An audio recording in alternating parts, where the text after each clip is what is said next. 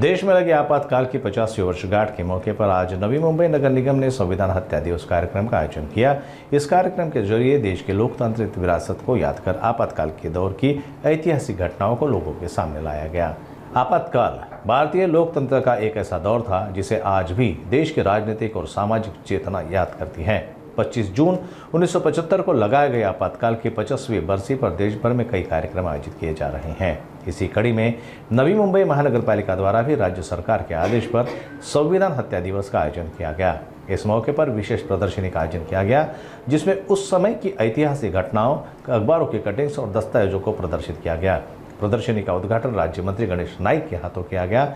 इस मौके पर विधायक मंदा म्हात्रे के साथ अन्य पदाधिकारीगण उपस्थित रहे।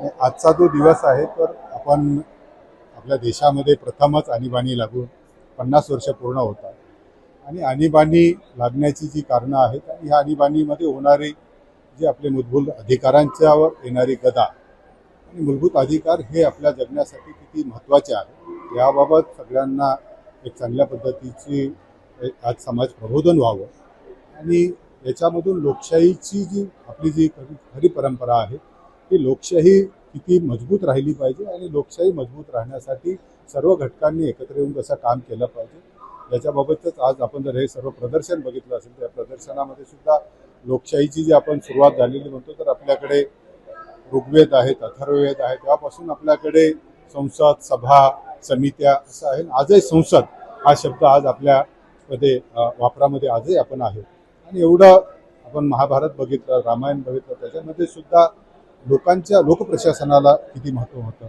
आणि सर्वात जवळचं जर आपण बघायला गेलो तर छत्रपती शिवाजी महाराजांचं ज्यावेळेस आपण राज्य म्हणतो आणि लोकप्रशासनाची किती महत्त्व आहेत, लोकांच्या अधिकारांचे किती महत्त्व आहे हे सगळं त्याच्यामधून अधोरेखित होतं आणि आज आपण भारतीय आपण जी संविधान आहे, आपली जी घटना आहे, आज आपण 75व्या वर्षामध्ये आज आहोत। त्याच्याबरोबर आपण 50 वर्षे जी आणीबाणी लागण्याची 25 जानेवारी म्हणजे 25 जून 1975 मध्ये सुरुवात झाली होती, जवळजवळ 21 महिने कालावधीपर्यंत राहिली होती। तर त्या काळामध्ये आलेले जे काही नागरिकांना जे अनुभव आहेत त्यावेळेस आलेल्या मूलभूत अधिकारावरची जी गदा आहे ती आल्याने काय होऊ शकतात, त्याचे परिणाम काय होतात हे थोडी जनजागृती करण्याचा हा उपक्रम आहे।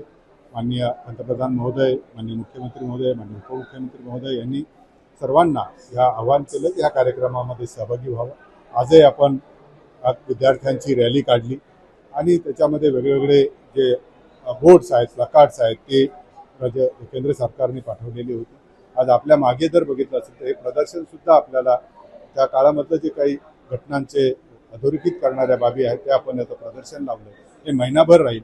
तर नागरिकांनी या प्रदर्शनाला अवश्य भेट द्यावी आणि आपल्या घटनेबाबत, आपल्या मूलभूत अधिकारांबाबत आणि जागरूक राहावं, त्याचबरोबर आपल्या कर्तव्याबाबत सुद्धा आपण जागरूक राहिलं पाहिजे, एवढंच या निमित्ताने मी आवाहन करतो।